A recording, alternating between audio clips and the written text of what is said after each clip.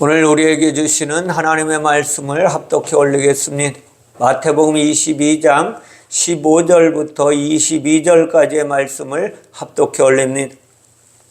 이에 바리새인들이 가서 어떻게 하면 예수를 말의 올무에 걸리게 할까 상의하고 자기 제자들을 헤롯 당원들과 함께 예수께 보내어 말하되, 선생님이여, 우리가 아노니 당신은 참되시고 진리로 하나님의 도를 가르치시며 아무도 어리는 일이 없으시니 이는 사람을 외모로 보지 아니하심이니이다. 그러면 당신의 생각에는 어떠한지 우리에게 이르소서. 가이사에게 세금을 바치는 것이 옳으니이까 옳지 아니하니까 하니, 예수께서 그들의 악함을 아시고 이르시되, 애식하는 자들아, 어찌하여 나를 시험하느냐? 세금 낼 돈을 내게 보이라 하시니 데나리온 하나를 가져왔거늘 예수께서 말씀하시되, 이 형상과 이 글이 누구의 것이냐? 이르시되 가이사의 것이니이다. 이에 이르시되, 그런즉 가이사의 것은 가이사에게, 하나님의 것은 하나님께 바치라 하시니, 그들이 이 말씀을 듣고 놀랍게 여겨 예수를 따라가니라. 아멘. 오늘 말씀을 통하여 말씀 안에 서는 자가 되라라는 제목으로 하나님의 교훈을 함께 나누길 원합니다. 오늘 비유의 말씀 중에 오늘 하시는 말씀은 세금의 문제를 가지고 이제 바리새인들이 헤롯 당원들과 함께 가서 그 제자들이 가서 예수님에게 이제 올무에 걸려 넘어지게 하려고 하는 이야기입니다. 세금은 한 나라를 운영하고 통치자들의 권력을 유지하는 중요한 수단으로 쓰이기도 합니다. 그러나 세금을 내는 국민들은 그 나라를 통하여 안전하고 편안한 생활을 제공받기도 합니다. 그러므로 세금은 통치자나 통치받는 자 모두에게 유익을 가져다주는 시스템인 것입니다. 물론 그에 따르는 부작용도 많이 나타나기도 합니다. 세금의 양이나 세금을 징수하는 방법과 또 세금이 쓰여지는 영역에 대한 다툼은 끊이지 않게 우리나라에서도 지금 일어나고 있는 현상이에요. 근데 바리새인들이 예수님을 올무에 걸려고 세금 문제를 가지고 온 것이 전혀 이상한 일이 아니라는 거예요.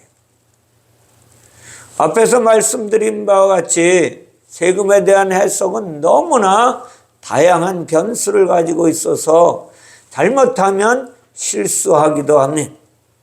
실제 많은 나라들에서 국가가 자신들의 통치 권력을 유지하기 위해서 반대파들의 기업이나 사업을 탈세 명목으로 무너뜨렸고, 그리고 지금도 여전히 이러한 일은 발생하고 있습니다. 오늘 전체적인 세금 이야기를 보면, 이야기의 결론을 보면 예수님의 말씀은 아주 명쾌하게 이야기하세요.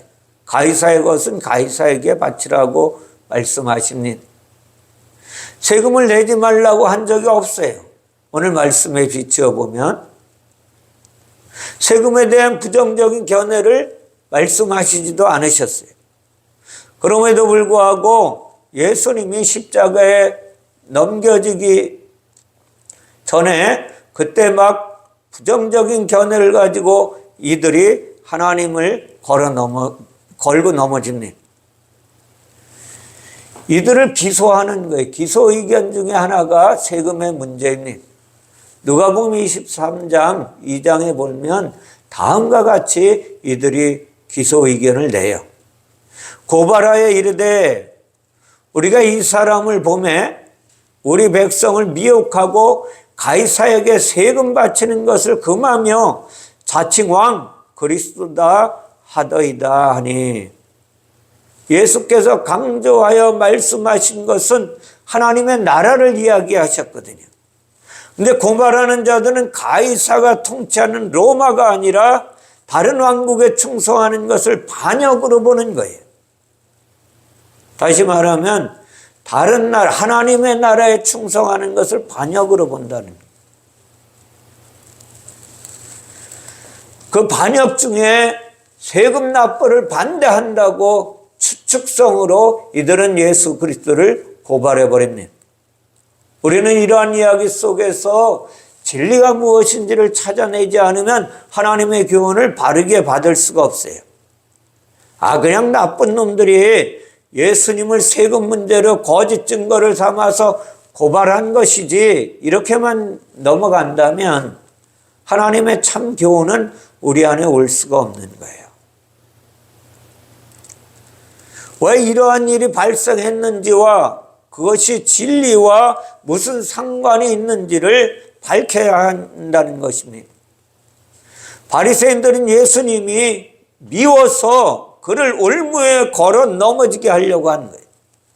많은 능력을 행하시며 백성들에게 인기가 점점 높아져 가고 있는 이때에 이들이 올무에 걸어 버리려고 한 거예요. 그런데 왜 예수님을 올무에 걸어 넘어지게 하려고 했느냐? 예수님의 하는 행동을 보면 자신들의 뜻에 따라줄 것 같지 않은 거예요. 자신들의 편을 들어줄 것 같지 않았다는 것입니다. 율법을 지키지 않는 것까지는 그런 대로 넘어갈 수 있지만 예수님의 율법을 지키지 않잖아요. 주일날 병든 자를 고치시고 하니까 안식일을 거룩히 지키지 않는 거예요. 그러나 자신들의 편을 들어주지 않는 것, 내 편이 되어서 내 편을 들어줘서 내가 이 땅에서 놀라운 역사를 이루어가는 길이 있는데 그렇게 하지 않는 것을 못 보는 거예요. 견딜 수가 없는 것입니다. 보다 못한 바리새인들을 비롯한 종교 지도자들은 예수를 올무에 걸려서 이제 고발해 버리려고 하는 것입니다. 많은 토의와 의논을 했을 것입니다. 그리고 그 결말은 개교를 꾸며냈습니다. 오늘 이야기처럼 바로 세금 문제를 가지고 예수님에게 나타난 거예요. 그래서 이번에는 바리새인들의 제자들만 예수께 보내지 않고 헤롯 당원들까지 함께 보냈습니다. 헤롯 당원들은 예수님 당시 갈릴리 지역을 통치하는 분봉왕 헤롯이 다스리고 있는 지역의 사람들이에요. 근데 로마는 이스라엘을 4개의 지역으로 나누어서 분봉왕들을 세워서 통치하게 만들었습니다. 그리고 갈릴리 지역의 통치자가 헤롯 왕이었어요. 피정복자였던 이스라엘은 당연히 정복자 헤롯에게 반대하는 사람들이 나타나게 되었어요. 헤롯을 죽이거나 축출해버리려는 파가 있었는데 그들의 파가 무엇이냐? 헤롯 당원들이라는 거예요. 우리나라로 말하면 일제시대에 일본에 맞섰던 많은 조직 중에 하나로 보면 될 것입니다. 무력으로 맞선 독립군이 있었다면 사업가나 이제 경제를 통한 독립운동을 돕는 일들이 있었어요. 한글이나 문화를 지키는 방법으로 저항한 사람들도 수없이 많이 있었습니다. 헤롯 당원들은 로마를 반대하고 맞서는 사람들 중에 한 패거리였습니다. 그들이 예수님을 찾아가서 만나고 이야기한다는 것은 누가 봐도 예수님이 로마에 대항하는 사람으로 비춰지게 만드는 것입니다. 바리새인들은 이것을 노리고 헤롯 당원들과 함께 갔던 것입니다. 거기에다 그들이 예수께 가져간 주제는 통치국가의 가장 민감한 문제 중에 하나인 세금 납부에 대한 것을 들추어내는 거예요. 언제나 그렇듯이 간사한 사람들은 그들의 계교를 마음속에 꼭꼭 숨겨놓고 이야기합니다. 겉으로는 바리새인들의 제자들이 해칠한 무덤과 같이 그럴듯한 말로 예수님을 유혹합니다. 이들도 예수께 와서 온갖 좋은 말을 늘어놓고 있는 것입니다. 예수님을 뭐라고요? 참되신 분이라 라고 이야기해요. 하나님의 말씀을 진리로 가르치고 있는 분이라고 이야기합니다. 예수님의 경계심을 허물어뜨려 버리려고 자기들이 예수님 편인 것처럼 하는 거예요. 예수님은 아무 사람도 차별하거나 배척하지 않으시는 분이라고 말합니다. 헤롯 당원인 자신들의 말도 들어주실 것이라는 암묵적인 부탁을 하고 있는 것입니다. 예수님은 사람을 애모로 보지 않는 분이니까 우리들의 말도 들어주시는 분이라고 생각하고 있었던 것입니다.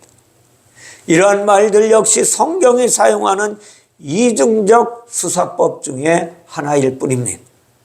나쁜 놈들의 속셈을 이야기하는 것인가 동시에 예수께서 어떠한 분이심을 간접적으로 설명하고 있는 거예요. 예수님은 하나님의 말씀을 진리로 가르치시며 사람의 애무가 아니라 내면을 보시는 분인 것은 확실합니다. 어쩌면 이것이 이번 사건의 주제로 드러나야 할 것입니다. 바리새인은 누굽니까? 그들은 율법을 문자 그대로 지켜야 한다고 주장하는 사람들 중에 한 패거리입니다. 헤롯 당원들은 폭력을 사용해서라도 로마를 물리쳐야 한다고 주장하는 자들입니다. 당시 유대인들과 예수님 사이에 형성된 팽팽한 긴장감은 율법에 대한 해석에 있었던 것입니다. 율법에 대한 해석을 예수님과 바리새인들은 다르게 했던 거예요. 예수님은 율법을 직접 말씀하시고 기록해 놓으신 하나님이십니다. 유대인들은 율법을 받아서 기록한 대로 행하는 자들이에요. 그런데 문제가 어디서 발생했느냐? 해석이 달랐다는 것에서 시작되는 것입니다.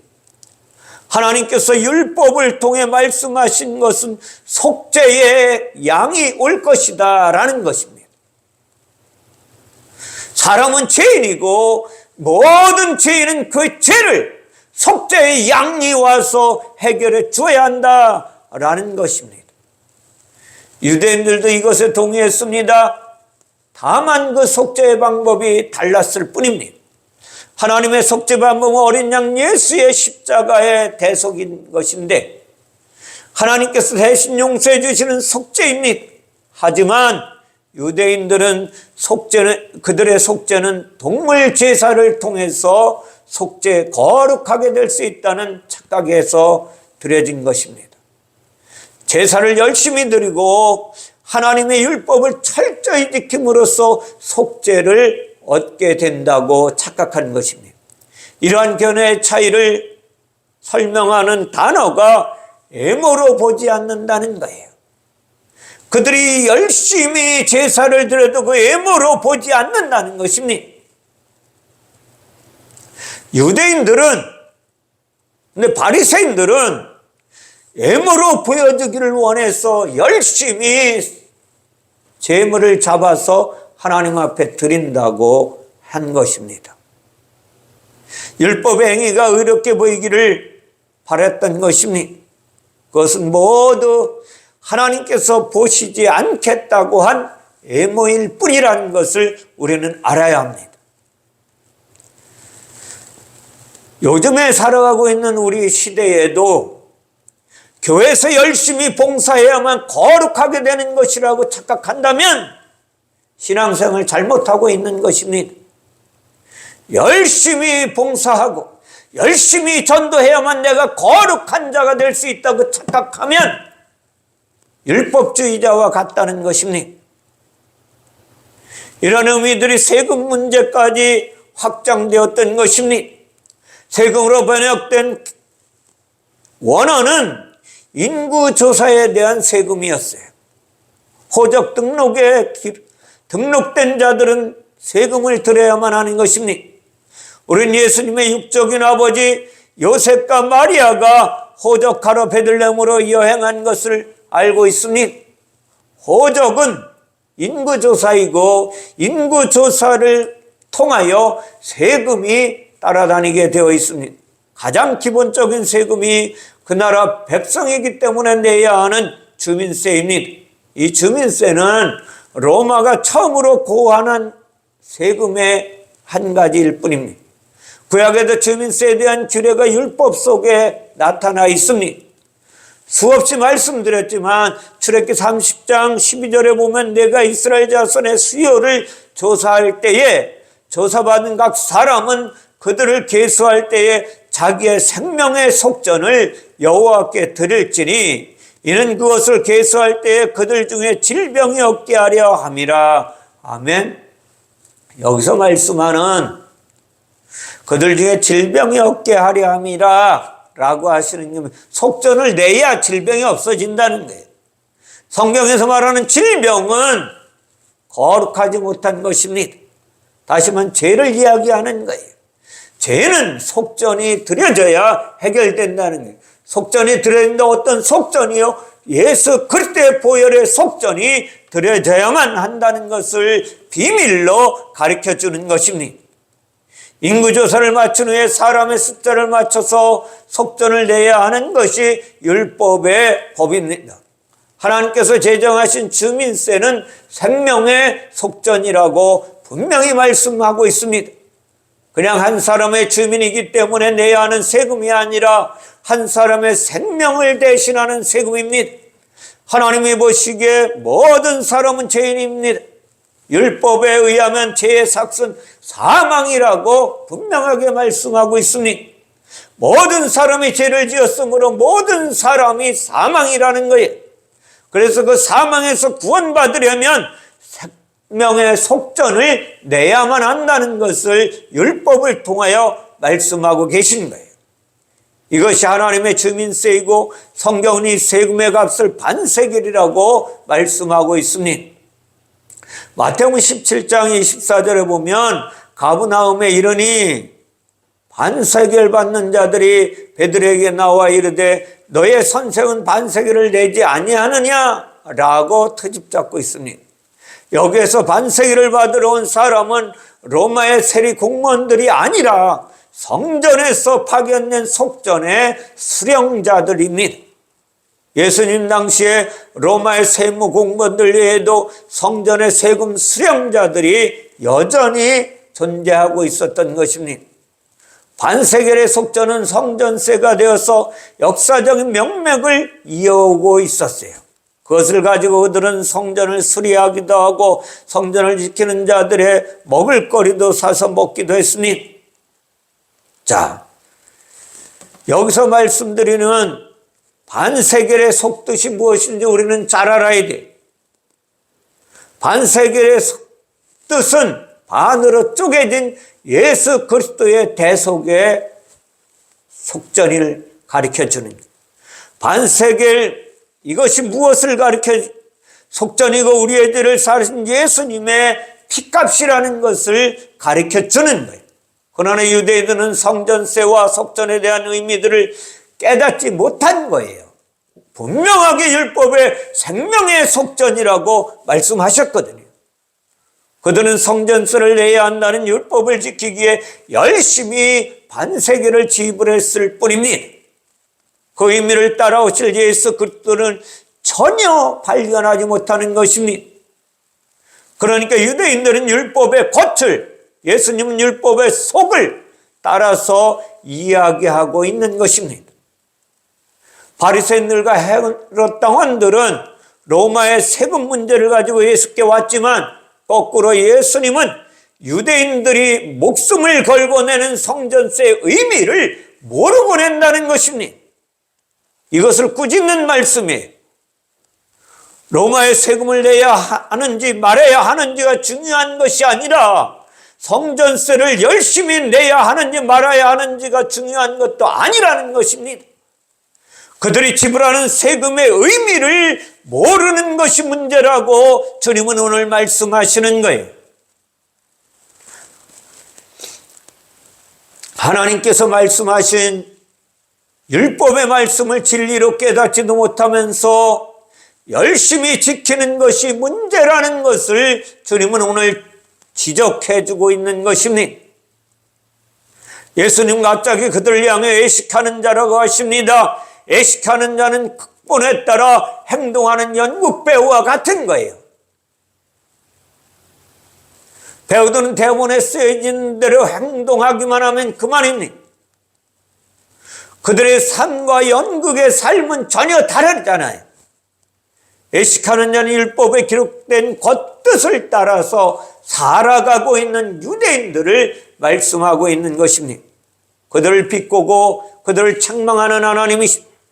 예수께서 그들의 세금 낼 돈을 가져오라고 하셨습니다. 그들이 한 데나리온을 가져왔고 데나리온을 가리키면서 예수께서 말씀하십니다. 이 형상과 이 글이 누구의 것이냐라고 말씀하셨습니다. 데나리온 겉표면에 적힌 글과 새겨진 로마 황제의 형상을 보면서 말씀하시는 것입니다. 이것도 중의적인 표현이에요. 이중적인 표현이라는 것입니다. 오늘 글이라는 단어, 이것은 어떤 것 위에 새겨진 것을 가리키는 거예요. 이 새겨진 것의 성경적 실체는 하나님의 말씀을 가리키시는 것입니다. 어떤 말씀을요? 출애굽기 31장 18절에 여호와께서 시내 산 위에서 모세에게 이르시기를 마치신 때에 증거판 둘을 모세에게 주시니 이는 돌판이요 하나님이 친히 쓰신 것이더라. 아멘. 하나님의 손가락으로 두 돌판에 기록한 것이 새겨진 것이고 이것이 율법인 것입니다. 근데 형상이라는 단어의 다른 뜻은 뭐예요? 우상이라는 거예요. 겉으로 보이는 형상이 우상이고 하나님은 하나님의 어떤 형상도 만들지 말라고 말씀하셨거든요. 출애굽기 23장 4절에 너를 위하여 새긴 우상을 만들지 말고 또 위로 하늘에 있는 것이나 아래로 땅에 있는 것이나 땅 아래 물속에 있는 것에 어떤 형상도 만들지 말라고 주님께서 분명하게 말씀하셨어요. 하나님은 영이십니다. 하나님의 말씀도 영이십니다. 모세가 받은 두 돌판 위에 있는 말씀은 말씀이신 하나님이 하나님의 말씀을 새겨진 형상이에요. 그 말씀을 보는데 잘 들으시기 바랍니다. 우리는 성경을 보는데 성경을 문자대로 읽거나 해석하여 행동하는 것이 무엇인지 알아야만 돼요. 문자적으로 읽고 문자적으로 해석하고 그것을 따라 행동하는 것이 무엇인지 분명히 알아야 됩니다. 그렇게 행동하는 것을 형상을 만들고 우상을 숭배하는 것이라고 하나님은 오늘 말씀하시는 거죠. 하나님의 새겨진 말씀을 진리의 속뜻으로 읽고 해석하고 적용하는 것이 하나님을 섬기는 것인데 속전을 성전에 내야 할 세금으로 읽으면 새겨진 형상의 말씀이요 우상 숭배가 된다고 주님은 책망하시는 것입니다. 속전을 십자가에 달린 예수님의 대속으로 읽어야 참 하나님을 섬기는 것이라고 주님은 오늘 교훈하시는 것입니다. 가이사의 것은 가이사에게라는 유명한 말씀의 참뜻을 사람들은 잘 알지 못하고 그저 기뻐만 하고 있는 거예요. 가이사의 말은 무엇을 뜻하는지 아셔야 됩니다. 헌신되다라는 뜻입니다. 가이사의 것은 헌신된 것을 드려라 이 말이에요. 자, 이 말씀을 해석하고 하나님의 의도를 알아가려면 구약으로 다시 넘어가야 돼요. 그 창세기에 보면 아내와 동침하며 그가 임신하여 에녹을 낳은지라 가인이 성을 쌓고 그의 아들의 이름으로 성을 이름하여 에녹이라 하니라. 가인이 누구를 죽였어요? 동생을 죽인 자잖아요. 그가 형제 아벨을 죽인 죄로 인해 자신이 죽음을 당하고 전전긍긍하며 살아가던 때에 하나님이 나타나셔서 너 절대로 죽지 않을 것이다 라고 약속하셨어요. 그러나 여전히 이는 두려워하는 거예요. 그래서 가인은 아들을 낳고 그 이름을 에녹이라고 지었어요.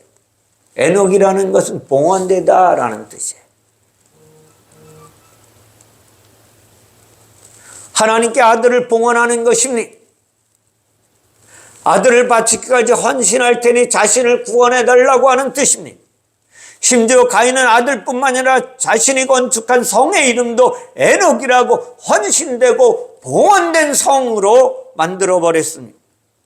가인이 지은 성과 아들의 계보는 예루살렘으로 이어집니다. 예루살렘에서 솔로몬 성전이 세워집니다. 솔로몬 성전에는 끊임없는 봉헌의 제사가 드려졌어요.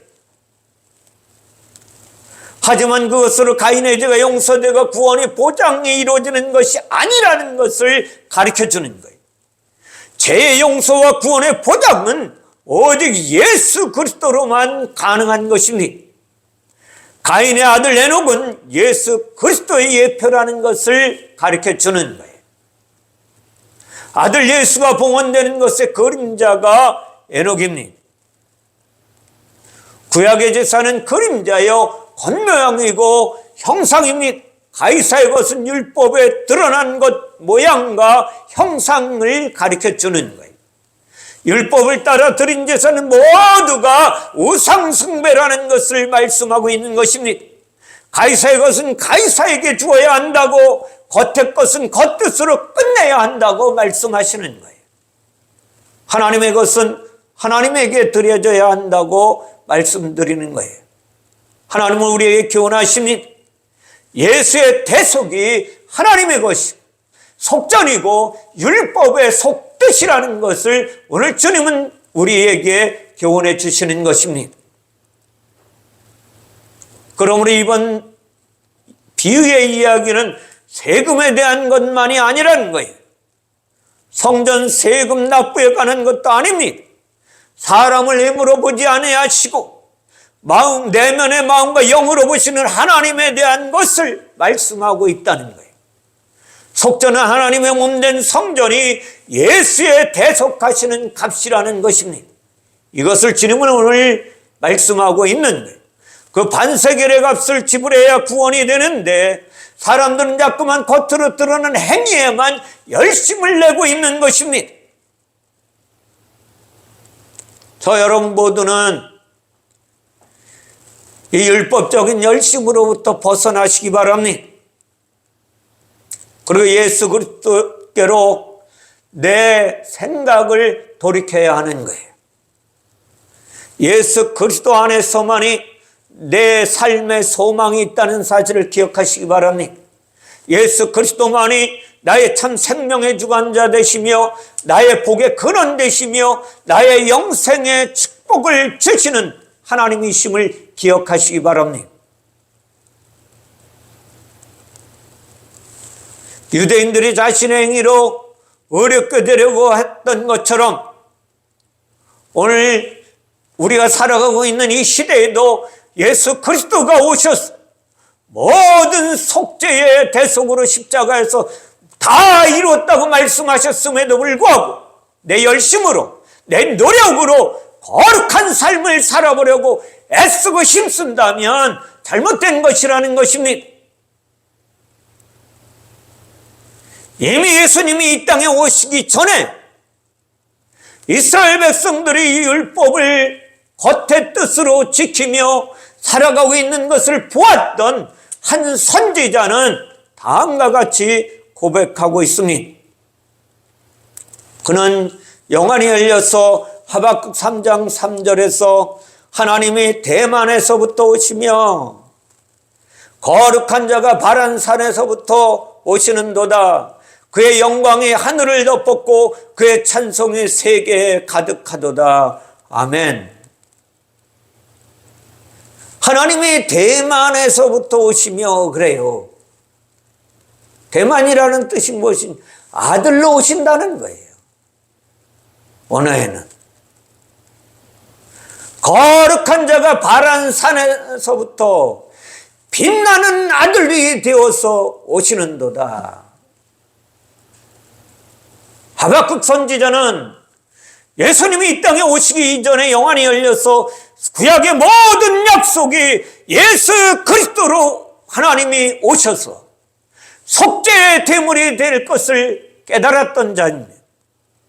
그리고 그는 율법을 겉뜻으로 지키며 행하는 유대인들에게 외쳤던 거예요. 그의 영광이 하늘을 덮었고 그의 찬송이 세계에 가득하도다 라고 그는 앞에 이제 일어날 일들을 보고 선포하는 것입니다. 그 하박국 선지자는 3장 15절 16절에서 주께서 말을 타시고 바다 곧 큰 물에 파도를 밟으셨나이다 라고 말씀하세요. 주께서 말을 타시고 바다 곧 큰 물에 파도를 밟으셨나이다. 말을 타셨다는 이야기가 뭘까요? 북한의 김정은이 흰말을 타고 늘 연초가 되면 백두산에 오른다 그러죠? 그런 말을 타고 오셨다는 이야기입니까? 아니에요. 이것은 비밀입니다. 주께서 십자가에서 죽으시고 그 죽으심으로 말미암아 이 땅에 큰 물의 파도를 밟으셨나이다. 다시 말하면 십자가에서 죽으시면서 진리의 말씀, 성령으로 그 죽었던 자들, 율법을 행함으로 말미암아 영원히 죽었던 그들을 향하여 역청을 바르신다는 거예요. 다시 말하면 진리의 영으로 그들에게 주셔서 그들을 일으키시는 거예요. 이것을 들었던 하박국 선지자는 내 창자가 흔들렸고 내 목소리로 말미암아 내 입술이 떨렸도다라고 이야기합니다. 내 입술이 떨렸다라는 것이 무엇입니까? 내가 발가벗겨져 내 죄악이 드러나서 두렵다는 거예요. 네.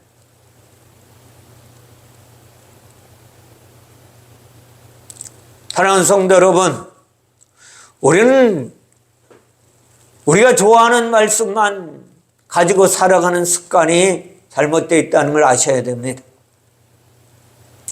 하박국 3장 17절에는 비록 무화과 나무가 무성하지 못하며 포도나무에 열매가 없으며 감람나무에 소출이 없으며 밭에 먹을 것이 없으며 우리의 양이 없으며 예양간에 소가 없을지라도 나는 여호와로 말미암아 즐거워하며 나의 구원의 하나님으로 말미암아 기뻐하리로다. 아멘.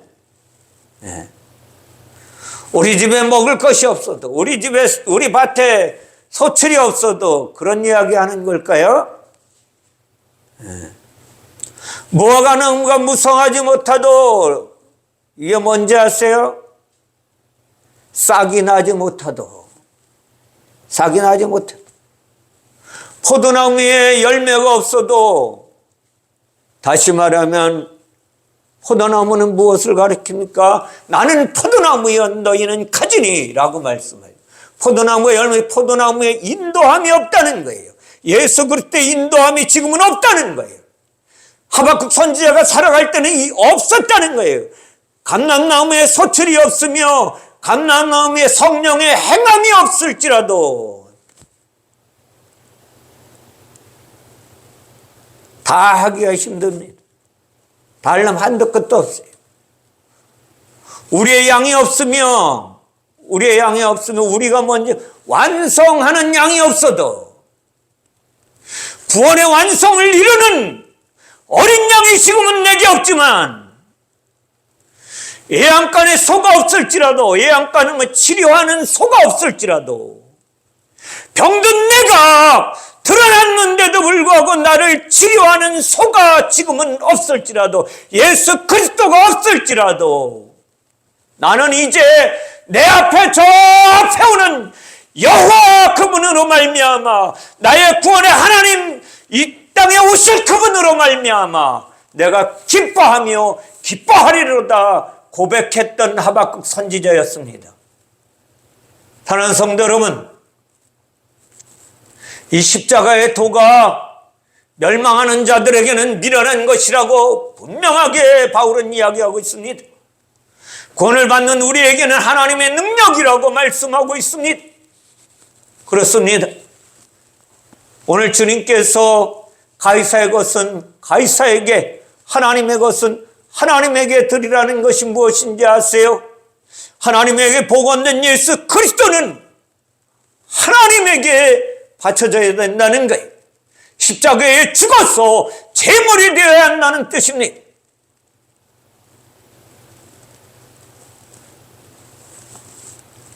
고린도서 1장 19절에 지혜 있는 자들의 지혜를 멸하시고 청명한 자들의 청명을 폐하리라 하였으니, 지혜 있는 자가 어디 있느냐? 선비가 어디에 있느냐? 세대의 변론가가 어디 있느냐? 하나님께서 이 세상의 지혜를 미련하게 하는 것이 아니냐? 하나님의 지혜에 있어는 이 세상이 자기 지혜로 하나님을 알지 못하므로 하나님께서 전도에 미련한 것으로 믿는 자들을 구원하시기를 기뻐하셨느니라. 그러니까 이 땅에서 전도하는 것이 미련하게 전도하는 것을 기뻐하셨다고 착각하는 거예요. 먼저는 예수 그리스도가 전도하시려고 이 땅에 오셨다는 거예요. 그분은 미련하게 죽으셨습니다. 죽지 않을 전능자이심에도 불구하고 그분은 저와 여러분을 위하여 십자가에서 미련하게 죽어가셨어요. 사랑하는 성도 여러분, 무슨 생각을 가지고 살아가기를 원하십니까? 육신의 생각은 사망이요 영의 생각은 생명과 평안이니라 말씀하십니다. 로마서 8장 6절에서 말씀하십니다. 육신의 생각은 하나님과 원수가 되나니 이는 하나님의 법에 굴복하지 아니할 뿐이라 할 수도 없음이라. 오늘 바리새인들은 육신의 생각으로 하나님을 올무에 걸어 넘어뜨리려고 했습니다. 그것으로는 하나님의 법에 굴복할 수 없다는 것입니다. 바리새인들은 헤롯 당원들을 앞세워 자신들의 육신의 생각을 가지고 자신들의 편을 들어주지 않으시는 예수님을 올무에 걸려 넘어지게 했던 장본인입니다. 그렇다면 지금 이 시간에 예배 가운데 앉아있는 저와 여러분은 무슨 생각을 가지고 예배하고 있는지를 기억하시기 바랍니다. 예수님이 내 편이 되어서 내가 하는 사업 잘되게 해주지 않으면 원망하고 불평하지 않느냐는 것입니다. 예수님이 내 아들, 내 자녀를 대학에 합격시켜 주시지 않으면 원망하며 불평하지 않느냐는 것입니다. 오늘 바리새인과 헤롯 당원들과 무엇이 다를 것이 있느냐는 것입니다. 하나님은 참되시고 진리를 가르치시며 사람을 힘으로 보시지 않는 분이라고 마음에도 없는 말들을 그들은 토해내고 있었습니다. 저 여러분들이 오늘 그렇게 예배하지 않느냐는 것입니다. 돌아서야만 합니다.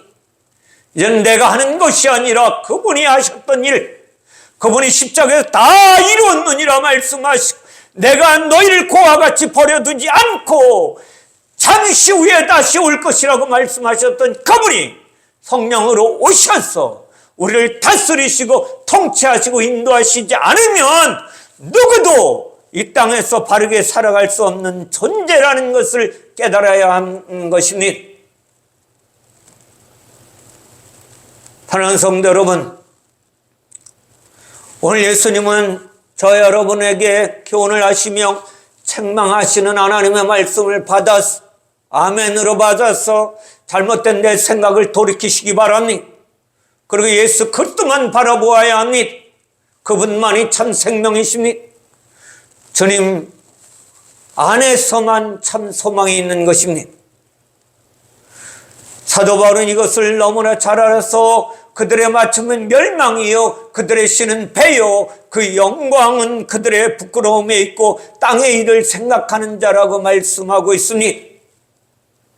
땅의 일을 생각하지 말라고 말씀하십니다. 그건 사망일 뿐이라고 말씀하십니다. 그뿐만 아니라 골로새 2장 20절 이하에서는 너희가 세상의 초등학문에서 그리스도와 함께 죽었거든 어찌하여 세상에 사는 것과 같이 규례에 순종하느냐.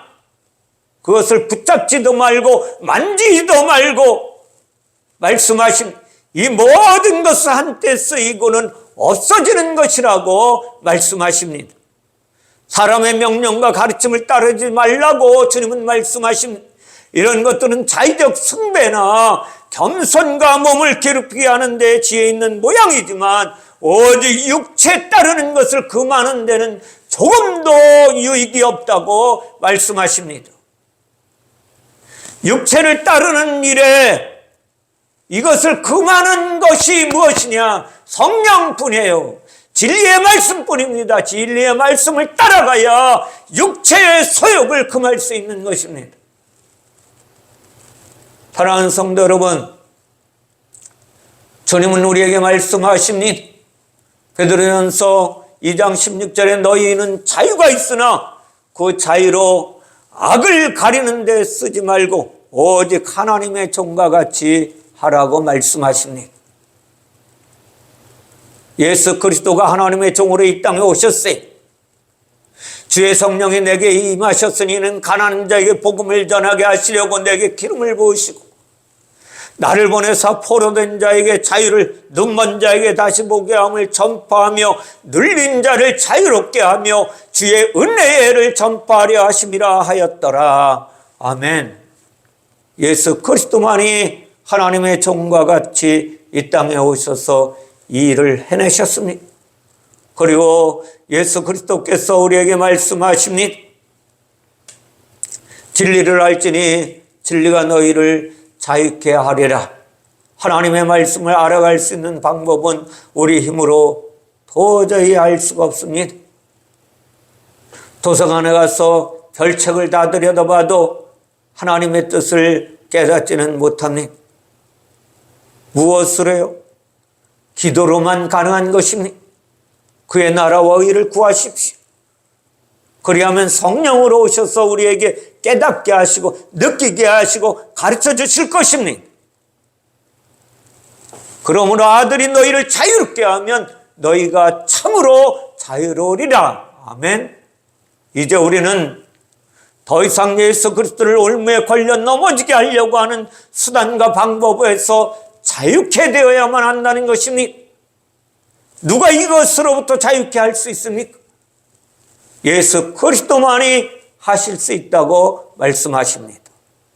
그리스도께서 우리를 자유롭게 하려고 자유를 주셨으니 그러므로 너희는 굳건하게 서서 다시는 종의 멍에를 매지 말라고 말씀하십니다. 사랑하는 성도 여러분, 이제 저 여러분 모두는 땅에 있는 것을 바라보지 마시기 바랍니다. 그리고 하늘의 소망을 가지고 살아가야 하는 주인공들이 되어야 한다고 주님은 오늘 우리에게 말씀하시는 것입니다. 사도 바울은 그처럼 예수 믿는 사람을 때려 죽이려고 쫓아다니던 주인공으로 살다가 예수님을 만난 후에 그의 삶을 완전히 바뀌어 버렸습니다. 그리고 그가 예수 그리스도를 믿고 복음을 전하면서 수많은 핍박을 당하였지만 기뻐하고 기뻐한다고 고백하고 있습니다. 왜요? 수많은 지식을 가지고 있었지만 그 예수 믿는 사람을 때려 죽이려고 쫓아다녔지만 그는 참 기쁨이 없었던 것입니다. 예수 그리스도를 만나고 참 기쁨을 누리며 살아갔던 것입니다. 그리고 그는 나의 나된 것이 하나님의 은혜였음을 고백하고 있습니다. 저 여러분 모두가 내가 예수 그리스도를 믿는 것은 하나님의 은혜임을 고백하는 삶이 되시기 바랍니다. 그러면 우리 안에 성령이 오셔서 참 기쁨을, 참 평강을 우리 안에 넘치도록 부어주실 것입니다. 이것을 위하여 기도하는 한 사람 한 사람이 되시기를 주님의 이름으로 부탁을 드립니다. 우리가 삶 가운데 내가 살아가는 존재의 이유가 바로 여기에 있습니다. 더 나은 본향, 곧 영생의 기쁨을 누리며 살아가는 데 있다는 사실을 기억하시기 바랍니다. 이 땅의 것으로 기뻐하는 것은 잠깐이요, 영생의 기쁨은 이 땅의 것으로 누릴 수 없는 하나님의 선물이요 하나님의 축복이라고 주께서 우리에게 말씀하십니다. 그러면 오늘 우리에게 경고하시는 하나님의 경고의 말씀을 통해서 오직 예수 그리스도 안에서 새로운 삶을 살아내시는 삶이 되시기를 소망합니다. 한 가지 간증하고 마치겠습니다. 어느 집사님이 너무나 어렵게 되어서 교회에 보증을 서고 수많은 재산을 다 잃어버리고 오갈 데 없이 돼서 교회에 와서 살다가 그만 하나님을 원망해버리고 말았습니다. 그리고 나서 그분은 멀쩡히 건강하게 살다가 차에 치여서 영원히 불구로 살아갈 수밖에 없는 상태로 전락해버리고 말았습니다. 하나님은요, 살아계시고 역사하시고 존재하신다는 것을, 그리고 그분은 공평하신 하나님이라는 것을 잊지 마시기 바랍니다.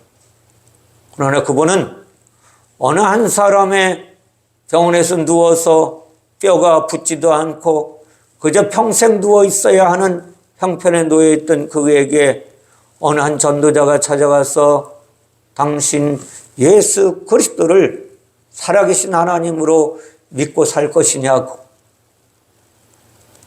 당신 자유로 선택하라고 그 말 한마디에 그는 눈물을 흘리며 통회하며 자복하게 되었습니다. 그리고 그는 의사가 한 것도 없는, 하나님 앞에 회개하고 주님을 영접한 것밖에 없는 뼈가 다 붙어서 얼마 안 돼서 퇴원하고 이 땅에서 살아가는 놀라운 역사를 경험하게 됩니다. 사랑하는 성도 여러분, 새로운 삶을 살아내시는 삶이 되기를 소망하시며 기도하셔야만 됩니다. 그리고 간구해서 성령의 충만한 은총을 받아서 예수 안에서 참 만족을 누리며 하늘의 평강을 누리며 기뻐하며 감사하며 살아가는 그리스도인들이 되시기를 주님의 이름으로 축원을 드립니다. 그리하면 이 나라는 소망이 있을 것입니다. 그렇게 되면 이 땅은 하나님의 평강이 날마다 퍼져가게 될 것입니다. 저 여러분들이 변화되어서 이러한 삶의 주인공으로 살아가심으로 말미암아 이 땅에 그리스도인들이 날마다 세워져 갈 수 있도록 중추적인 역할을 감당해내는 자신들이 되시기를 주님의 이름으로 축원을 드립니다. 기도하겠습니다. 사랑의 하나님 감사합니다. 바리새인들이 제자들을 보내어 헤롯 당원들과 함께 보내어 예수님에게 마음에도 없는 하나님을 칭찬하고 하나님의 살아계심을 이야기하며 그를 올무에 걸려 넘어지게 하려고 하셨지만 살아계신 하나님께서는 그것을 통하여 오늘 우리에게 경고의 말씀을 하고 계시다는 사실을 함께 나누었습니다. 전능하신 하나님, 이 땅의 그리스도인들이 예수님의 말씀과 같이 예수 그리스도를 바라보는 자 되게 하시고 예수 안에서 참 기쁨을 누리며 살아가는 인생길 되어질 수 있도록 붙잡아 주시고 주관하시고 인도하여 주시기를 원합니다. 우리의 힘으로, 우리의 지혜로, 우리의 생각으로 아무것도 할 수 없음을 고백하는 그리스도인들 되게 하시고 오직 하나님의 은혜로 가능하다는 사실을 기억하며 하나님 앞에 하나님의 축복을 갈망하며 소망하며 간구해서 주의 성령으로 충만하여 이 땅에 그리스도인의 삶을 살아내는 놀라운 역사의 주인공들이 되어줄 수 있도록 축복하여 주시기를 원하오며 거룩하신 예수님의 이름으로 기도하옵나이다. 아멘. 찬송가 93장을 찬양합니다. 93장입니다.